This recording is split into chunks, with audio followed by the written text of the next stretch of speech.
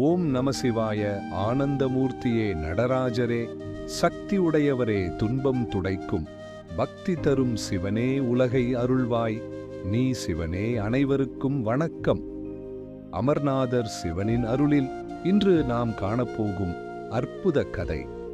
ஒரு நாள் பிரம்மாவுக்கும் விஷ்ணுவுக்கும் யார் பெரியவன் என்ற அகந்தை ஏற்பட்டது. அப்போது சிவபெருமான் முடிவற்ற தீயாக அக்னி ஸ்தம்பம் திருவண்ணாமலையில் தோன்றினார். விஷ்ணுவராக அவதாரம் எடுத்து கீழே தேடினார் மற்றும் பிரம்மா அன்னமாக மேலே பறந்தார். ஆனால் இருவராலும் சிவனின் தொடக்கத்தையும் முடிவையும் காண முடியவில்லை. அகந்தை அழிந்ததும் சிவன் அருணாச்சலமலை வடிவில் நிலையாக உறைந்தார். அதுவே அருணாச்சலம். திருவண்ணாமலையில் திருக்கார்த்திகை தீபம் திருநாளில் ஜோதி ஏற்றுவது யார்? அந்த உரிமை அவர்களுக்கு எப்படி கிடைத்தது என்பதை பற்றிய வரலாற்றுச் செய்தி இது. ஒரு காலத்தில் திருவண்ணாமலை பகுதி முழுவதும் காடுகளாலும் மலைகளாலும் சூழப்பட்ட பகுதியாக இருந்தது. அங்கு வாழ்ந்த மக்கள் மகா ஜோதியை தரிசிப்பதே பெரும் பாக்கியம் என்று நம்பினர். அந்த நம்பிக்கையால் மெய்சிலிர்க்கச் செய்யும் இத்திருப்பணியை தொடர்ந்து செய்து வந்தவர்கள் பெருமலை பர்வத ராஜகுலத்தினர். திருவண்ணாமலையில் கார்த்திகை மாதத்தில் நடைபெறும் மகா தீப திருவிழாவின் நிறைவாக அண்ணாமலை மீது மகா தீபம் ஏற்றும் உரிமை இவர்களுக்கே வழங்கப்பட்டது. திருவண்ணாமலை நகரில் மட்டும் அவர்களின் சுமார் 2000 குடும்பங்கள் இன்றும் வாழ்ந்து வருகின்றன. இந்த குடும்பங்களில் வம்ச வழியாக பரம்பரையாக மலை மீது தீபம் ஏற்றும் உரிமையும் கடமையும் இன்று வரை தொடர்ந்து வருகிறது. பர்வதராஜகுல வம்சத்தின் வழிவந்த பர்வதராஜனின் அருந்தவ புதல்வியாக அவதரித்தார் பார்வதி தேவி. பர்வதராஜ குலத்தினர் மீன் பிடி தொழிலை மேற்கொள்வதால் மீனவர்கள் என்றும், செம்பொன்னால் செய்யப்பட்ட படகில் சென்று மீன் பிடித்ததால் செம்படவர்கள் என்றும் அழைக்கப்பட்டனர்.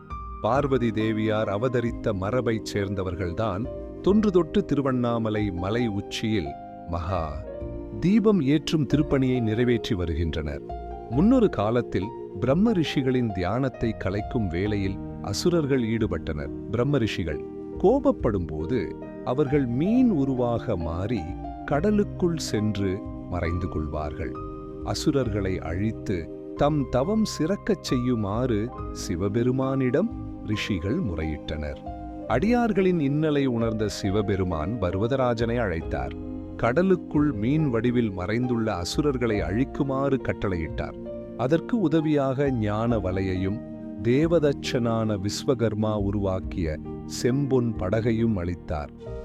கடலுக்குள் விரைந்து சென்ற பர்வதராஜன் மீன் வடிவிலான அசுரர்களை பிடித்து கரையில் போட்டார். அசராத அசகாய சூரர்களான அசுரர்கள் மீண்டும் மீண்டும் கடலுக்குள் துள்ளி குதித்து மறைந்தனர். சோர்வடைந்த பர்வதராஜா மகள் பார்வதியிடம் உதவி கேட்டார். மனமிறங்கிய பார்வதி தேவி கடல் நடுவே அகோர உருவில் வாய் திறந்து நின்று மீன்களை எல்லாம் விழுங்கி அழித்தார். அப்போது எதிர்பாராத விதமாக அசுரர்களுக்கு விரித்த வலையில் கடலுக்கு அடியில் தவம் புரிந்த மீன மகரிஷி சிக்கி கரைக்கு வந்தார்.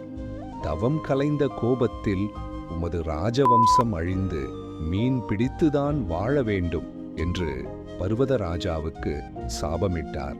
இதனால் அதிர்ந்த பர்வதராஜா ஓடோடி சென்று சிவனிடம் முறையிட்டார்.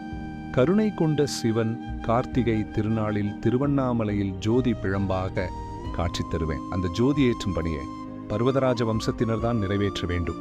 ஜோதியை தரிசிக்கும் கோடிக்கணக்கான பக்தர்கள் அண்ணாமலைக்கு ஆரோகரா எனும் முழக்கத்தின் புண்ணியமெல்லாம் பர்வத குலத்திற்கே சென்று சேரும் என வரமருளினார். அதன்படியே காலம் காலமாக பர்வத ராஜகுலத்தினர் திருவண்ணாமலையில் ஜோதி ஏற்றும் பணியை நிறைவேற்றி வருகின்றனர். நண்பர்களே, வீடியோ பிடிச்சிருந்தால் லைக், கமெண்ட், ஷேர் செய்ய மறக்காதீர்கள். அடுத்த வீடியோவில் மீண்டும் சந்திப்போம். நன்றி.